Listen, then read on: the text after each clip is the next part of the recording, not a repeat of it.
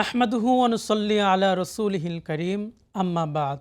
সুপ্রিয় দর্শক শ্রোতা, মহিমান্বিত মাস রমজান উপলক্ষে সময়ের মাসব্যাপী আয়োজন ইসলাম ও রমজানে আপনাদের স্বাগত জানাচ্ছি আমি নোমান বিল্লাহ।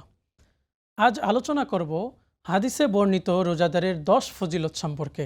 নবীজি সাল্লাল্লাহু আলাইহি ওয়াসাল্লাম বিভিন্ন সময়ে রোজাদারদের ফজিলত বর্ণনা করেছেন। তার মধ্যে 10টি ফজিলত হলো, কিয়ামতের দিন রোজা মুমিনের ঢাল হয়ে দাঁড়াবে, আল্লাহ তাআলা নিজে রোজার প্রতিদান দিবেন, আল্লাহর কাছে রোজাদারের মুখের গন্ধ প্রিয়, রোজাদারের 2টি খুশির মুহূর্ত রয়েছে, রোজাদারদের জন্য রয়েছে জান্নাতের বিশেষ দরজা রায়্যান, রোজা মুমিনকে জাহান্নাম থেকে দূরে রাখে, রোজা কিয়ামতের দিন সুপারিশ করবে, রোজা গুনাহ মুছে ফেলে, রোজাদারদের সম্মানে জান্নাত ও জাহান্নামে পরিবর্তন আনা হয় এবং রোজাদারের জন্য শয়তান ও দুষ্ট জিনদের বন্দী করে রাখা হয়। এর মধ্যে প্রথম 4টি ফজিলতের কথা একটি হাদিসে কুদসিতে বর্ণিত হয়েছে। হযরত আবু হুরায়রা রাদিয়াল্লাহু তাআলা আনহু হাদিসটি বর্ণনা করেন। রাসূলুল্লাহ সাল্লাল্লাহু আলাইহি ওয়াসাল্লাম বলেছেন, আল্লাহ তাআলা বলেন, আদম সন্তানের প্রত্যেক আমল তার নিজের জন্য, তবে রোজা ব্যতীত, কারণ রোজা আমার জন্যই রাখা হয় এবং আমি নিজেই তার প্রতিদান দেব। মহানবী সাল্লাল্লাহু আলাইহি ওয়াসাল্লাম আরও বলেন, রোজা মুমিনের ঢাল স্বরূপ, তোমাদের কেউ যেন রোজা রাখার দিন অশ্লীলতায় লিপ্ত না হয় এবং ঝগড়া বিবাদ না করে। যদি কেউ তাকে গালি দেয় অথবা তার সঙ্গে ঝগড়া করে, তাহলে সে যেন বলে, আমি একজন রোজাদার। যার হাতে মুহাম্মদের প্রাণ, তার শপথ, অবশ্যই রোজাদারের মুখের গন্ধ আল্লাহর কাছে মিশকের সুগন্ধের চেয়েও বেশি সুগন্ধময়। রোজাদারের জন্য রয়েছে 2টি খুশির মুহূর্ত, যা তাকে আনন্দিত করে। যখন সে ইফতার করে সে খুশি হয় এবং যখন সে তার পালনকর্তার সঙ্গে সাক্ষাৎ করবে তখন রোজার বিনিময়ে আনন্দিত হবে।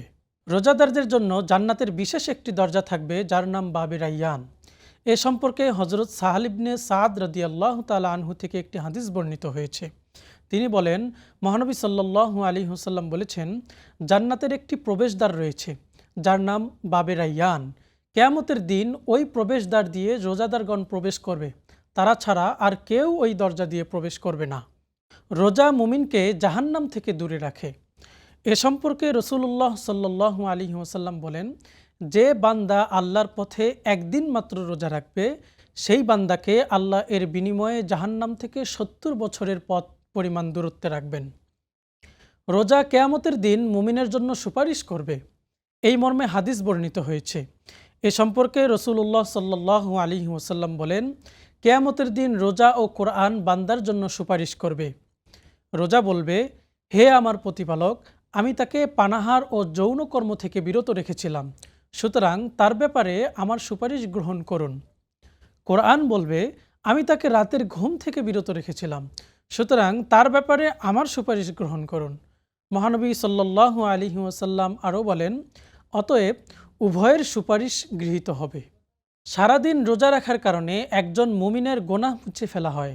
এ সম্পর্কে নবী করিম সাল্লাল্লাহু আলাইহি ওয়াসাল্লাম বলেন, যে ব্যক্তি পরিপূর্ণ বিশ্বাস ও পর্যালোচনা সহ রমজান মাসের রোজা পালন করবে, তার আগের ও পরের গুনাহ মাফ করে দেওয়া হবে। রোজাদারের সম্মানে জান্নাত ও জাহান্নামে পরিবর্তন আনা হয় এবং রোজাদারের জন্য শয়তান ও দুষ্ট জিনদের বন্দী করে রাখা হয়। এগুলো একজন রোজাদারকে অনেক বেশি মর্যাদাবান করে তোলে। এ ব্যাপারে রাসূলুল্লাহ সাল্লাল্লাহু আলাইহি ওয়াসাল্লাম বলেছেন, শয়তান ও দুষ্ট জিনদেরকে রমজান মাসের প্রথম রাতেই শৃঙ্খলাবদ্ধ করা হয়, জাহান্নামের দরজাগুলো বন্ধ করা হয় এবং এর দরজাও তখন আর খোলা হয় না, খুলে দেয়া হয় জান্নাতের দরজাগুলো এবং এর একটি দরজাও তখন আর বন্ধ করা হয় না।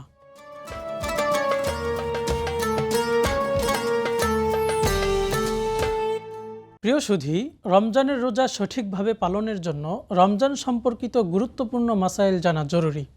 তাই এ সংক্রান্ত 2টি মাসালা এখানে উপস্থাপন করছি। একজন জানতে চেয়েছেন, তারাবির নামাজে 4 রাকাত পর পর বসে প্রচলিত যে দোয়া পড়া হয়, এর কোনো ভিত্তি আছে কি?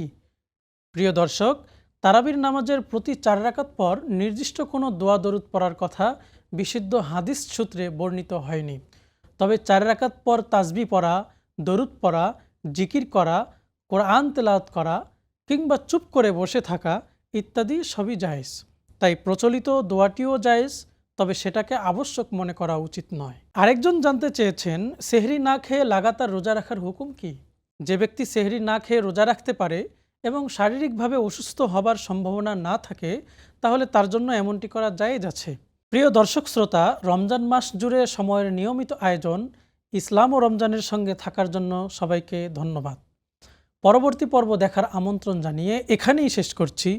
আসসালামু আলাইকুম ওয়া রাহমাতুল্লাহি ওয়া বারাকাতুহু।